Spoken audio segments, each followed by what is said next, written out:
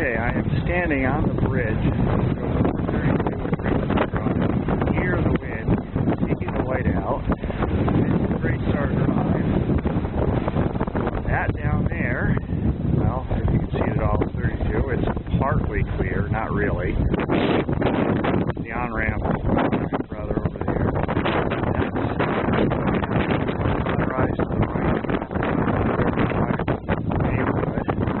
See that even these major roads have not been really clear much at all. Walking over here to the off-ramp to 32, you can see that not a lot of clearing is going on. The state's having a hell of a time keeping up with things. At this distance, maybe a quarter mile, you really can't even see the major highway down there, 32. It's just gone in the haze, the whiteout.